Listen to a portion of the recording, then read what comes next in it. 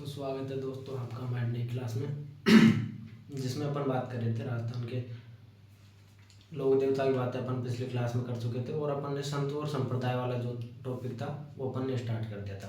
संत संप्रदाय की अपन कुछ पिछली क्लास में बातें कर रहे थे, उनके बारे में थोड़ा अपन रिकॉल कर लेते हैं। अपन लास्ट क्लास में बात कर रहे थे अब जो राजस्थान के प्रमुख संत रहे दादू दयाल जी के बारे में। दादू दयाल जी के बारे में बात करें तो इनका जन्म अपने अहमदाबाद में हुआ था और इनका जो पालन पोषण किया था वो लोधी राम नामक एक ब्राह्मण ने किया था। इसके बाद में इनकी बातें करें तो इन्होंने अपना जो अधिकतर जो टाइम था वो अपने सांबर और आमेर में व्यतीत किया और यहाँ के लोगों को इन्होंने उपदेश दिए थे वो ढूंढाड़ी भाषा में दिए थे। इनके साथ साथ अपन बात करें तो इन्होंने निर्गुण भक्ति का संदेश दिया। निर्गुण भक्ति का संदेश देने के कारण इनको राजस्थान के कबीर के नाम से जाना जाता है। जो क्वेश्चन अपन ने पहले डिस्कस किया था कि कुछ कंपटीशन एग्जाम में पूछा गया है, अभी कुछ दिनों पहले भी किसी कंपटीशन एग्जाम में इसके बारे में पूछा गया था। इसके बाद बात करें अपन तो इन्होंने सन 1585 में आमेर के राजा भगवंत दास के कहने पर अकबर से मुलाकात की थी जो फतेहपुर सीकरी में की थी। इनका जो केंद्र है वो नैराना नामक स्थान जो अपने जयपुर में वो इनका मुख्य केंद्र था, जहाँ पर इनकी जो पुस्तक है वाणी उसकी पूजा की जाती है और इनका जो मेला लगता है वो अपने भाद्रपद शुक्ल पंचमी से एकादशी तक इनका मेला लगता है। भरना की अपन बात करें तो वो जहाँ पर इनका मृत शरीर रखा गया था जिसको दादूपाल का कहा जाता है, और जो दादूपंथी होते हैं वो अपने मृत्यु के बाद में जो शरीर होता है उसको जलाते दफनाते नहीं है, पशु पक्षियों के लिए उसको खाने के लिए छोड़ दिया जाता है। इसके साथ साथ अपन बात करें कि भाई जो दादू जी थे उनके जो दादूपंथी थे उनकी जो 5 शाखाएं थी उनकी अपन बात करते हैं कि खालसा, विरक्त, उत्तरादय, नागा और खाकी, ये इनकी कुछ 5 शाखाएं थी। इसके बारे में अपन बात कर चुके हैं कि ये आरएस में पहले पूछा जा चुका है। आरएस मेंस में 2 नंबर में एक क्वेश्चन पहले पूछा गया था। इसके साथ साथ इनके अपन शिष्यों की बात करें तो इनके जो प्रमुख शिष्य थे वो सुंदरलाल जी बड़े, रुस्तम, रज्जब जी और रज्जब जी के साथ साथ सुंदरलाल जी छोटे, मिस्किन दास जी, माधोदास जी, गरीबदास जी और बालिंद जी जिनकी पुस्तक अपन ने पढ़ी थी अरिलो। ये इनकी कुछ पिछली क्लास में अपन बातें कर रहे थे। आज की क्लास में अपन बात करने वाले जाम्बू जी के बारे में। जाम्बू जी की बात करें तो इनको वैज्ञानिक संत के नाम से जाना जाता है।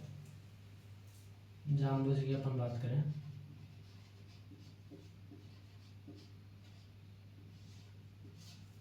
तो वैज्ञानिक संत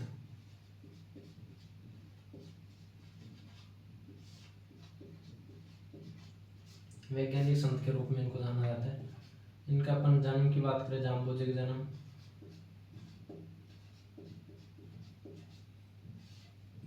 पीपासर नागौर में पंवार राजपूत परिवार में हुआ था।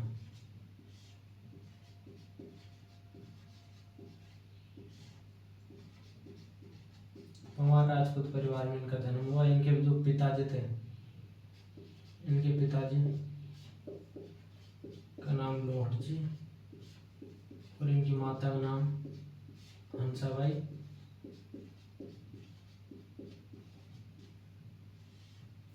और इनके गुरु थे गोरखनाथ जी थे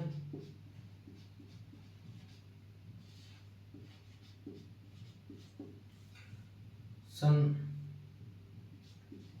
1485 की अपन बात करें 1485 में इन्होंने समरातल जो बीकानेर में समरातल नामक स्थान पर 29 उपदेश दिए और जो 29 उपदेश जो इनके अनुयायी थे वो 29 उपदेश देने के कारण 20 + 9 उपदेश दिए, जिसके कारण ये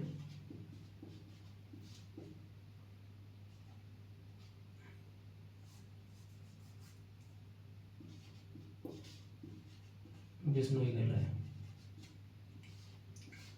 तो ये प्रमुख बातें थी जाम्बू जी के बारे में। जाम्बू जी के बारे में और अपन थोड़ी आगे बात करें तो इनका जो मृत्यु हुई थी, मृत्यु की बात करें, इनकी मृत्यु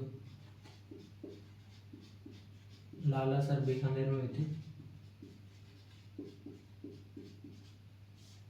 और इनके जो मुख्य केंद्र की बात करें, जहाँ पर इनका जो समाधि स्थल है, समाधि की बात करें तो मुकाम बीकानेर में इनका जो समाधि स्थल बना हुआ है, वहाँ पर इनका मेला लगता है अपने आश्विन और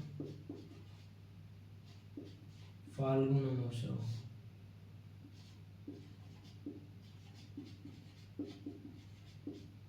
फाल्गुन अमावस्या और आश्विन अमावस्या को इनका मेला लगता है जाम्बू जी का। जाम्बू जी के बारे में कुछ अपन थोड़ी और आगे बात करते हैं। ये कुछ प्रमुख बातें थी, इनके साथ अपन थोड़ी और बात करें तो इनको जाम्बू जी विष्णु के अवतार के रूप में माना जाता है।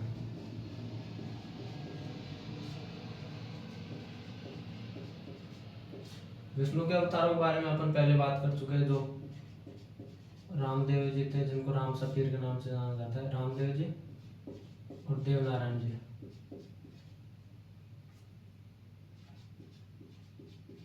इनको विष्णु के अवतार के रूप में, विष्णु और कृष्ण के अवतार के रूप में माना जाता है। जाम्बू जी की अगर अपन थोड़ी और बातें करते हैं तो ये सिकंदर लोधी के समकालीन थे।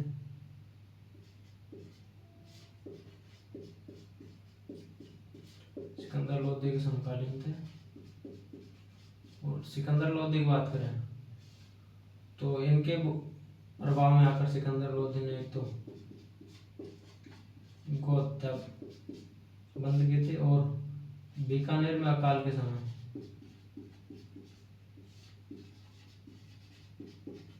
चारे की व्यवस्था की थी।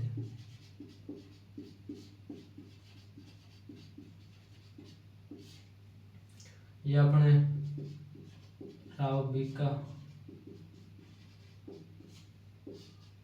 और जोधा, राव जोधा इनके समकालीन थे। ये दोनों इनका बहुत सम्मान करते थे। इसके बाद अपन थोड़ी जाम्बू जी की और बातें करें तो जाम्बू जी के जो ग्रंथ हैं उनके बारे में बात करते हैं। जाम्बू जी के जो प्रमुख ग्रंथ है वो जंब संहिता, जंब सागर, ये इनके कुछ ग्रंथों के नाम है। इसके बाद में अपन जाम्बू जी की थोड़ी और आगे बात करते हैं, इनकी शिक्षाओं के बारे में और इनके जो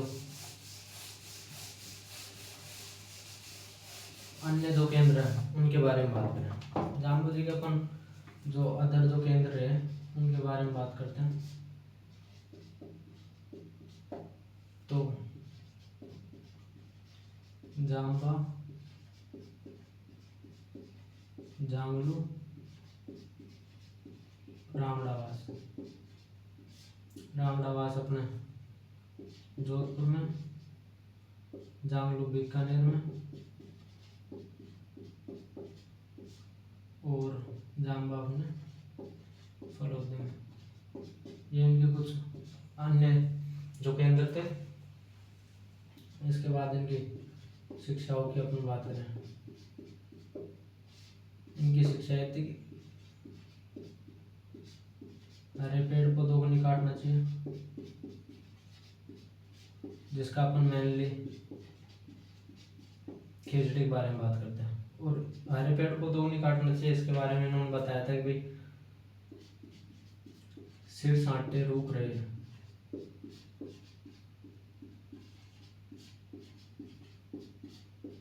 तो भी सस्तो जाना।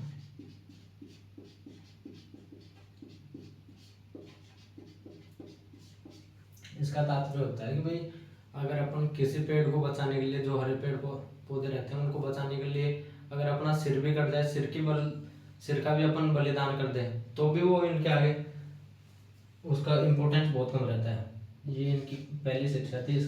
इसके बाद अपन बात करें तो इन्होंने जीव हत्या ना करने की सलाह दी, जिसका बिश्नोई समाज हिरण की रक्षा करते हुए आए। इसके बाद इन्होंने नीले कपड़े नहीं पहनने की सलाह दी और जो इनकी अंतिम शिक्षा थी वो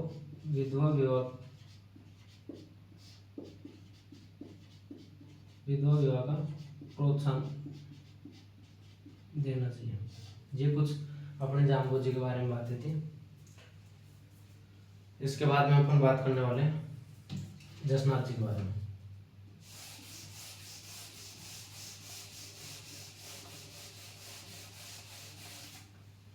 ये अपने तीसरे टॉपिक के ऊपर क्लास चल रही है, संत संप्रदाय। जसनाथ जी की अपन बात करें। जसनाथ जी का जन्म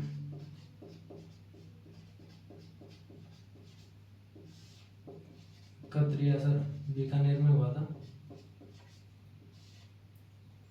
इनके पिता का नाम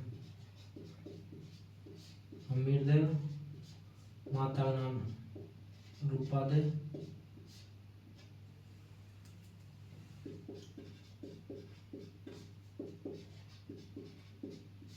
इनके गुरु का नाम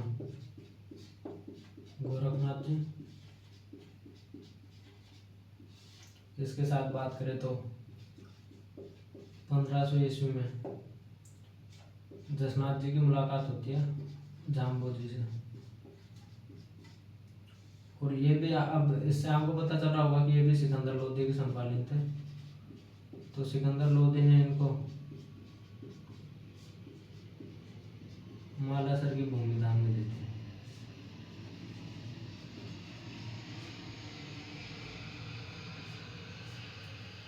जसनाथ जी के बारे में और बात करें तो इनके जो अनुयायी है उनको इन्होंने 36 उपदेश दिए। अब आपको पिछला याद होना चाहिए भाई, 29 उपदेश जाम्बू जी ने दिए थे जो विष्णु कहलाए। इनके जो अनुयायी होते हैं वो अग्नि नृत्य करते हैं। अग्नि नृत्य के बारे में अपन जो नृत्य वाली जो अपनी क्लास होगी उसमें बात करेंगे। और इनके जो अनुयायी होते हैं, अनुयायियों की बात करें तो वो मोरपंख, जाल वृक्ष, ये उनके लिए पवित्र होता है। और इसके आगे और अनुयायियों की बात करें तो ये अपने गले में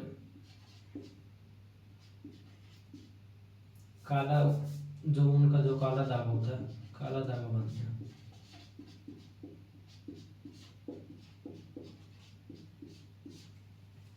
इसके साथ साथ अपन जसनाथ जी की थोड़ी और बात करते हैं कि भाई जसनाथ जी का जन्म कत्रियासर बीकानेर में हुआ था। इनके पिता का नाम हमीर था, इनकी माता का नाम जो रूपा दे था।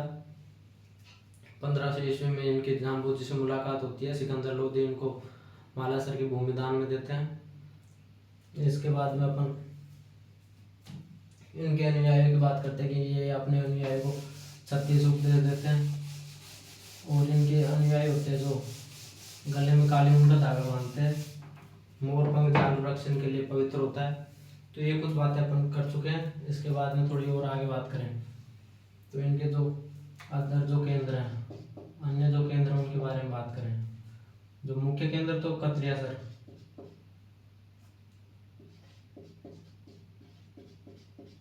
कत्रियासर इनका मुख्य केंद्र है जहाँ पर इनका मेला लगता है। चैत्र, आश्विन, माघ माह में इनके 3 मेले लगते जो कि शुक्ल सप्तमी को लगते, तीनों महीनों में।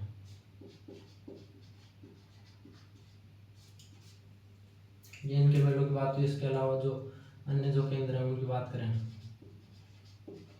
बमलू, मालासर,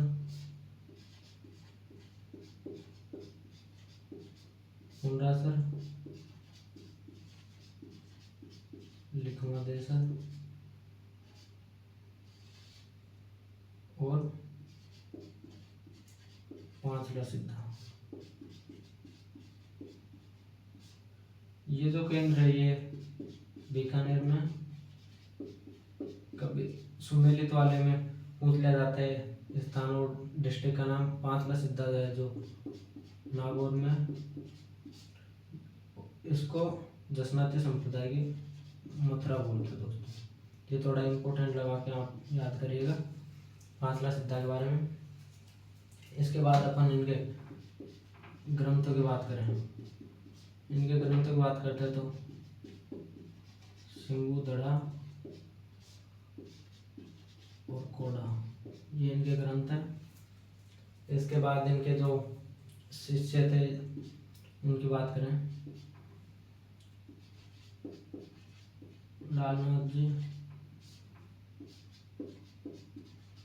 रामनाथ जी और रुस्तम जी। लालनाथ जी थे जो इनकी बुक थी उसका नाम था जीव समझौते,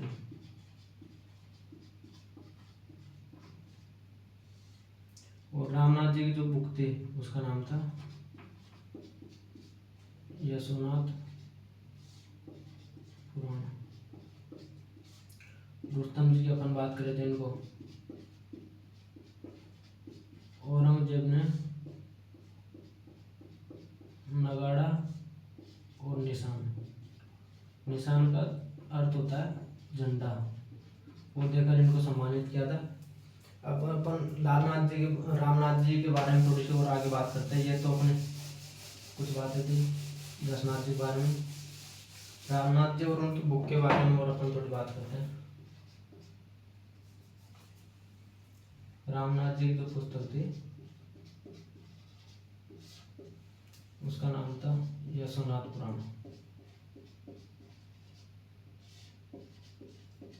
आप इसको थोड़ा ऐसे याद रख सकते हैं कि जो राम जी थे उनका संबंध पुराण से मान सकते हैं, तो रामनाथ जी का जो बुक थी उनका नाम यशोनाथ पुराण, आप थोड़ा ऐसे याद कर सकते हैं। इसके बाद में आप इनकी बात करते हैं यशोनाथ पुराण, जो इनका जो बुक थी उसको दशनाथी संप्रदाय की बाइबल कहा जाता है। दशनाथी संप्रदाय के बाइबल के बारे में आपसे पूछा जा सकता है, तो ये जो यशोनाथ जी की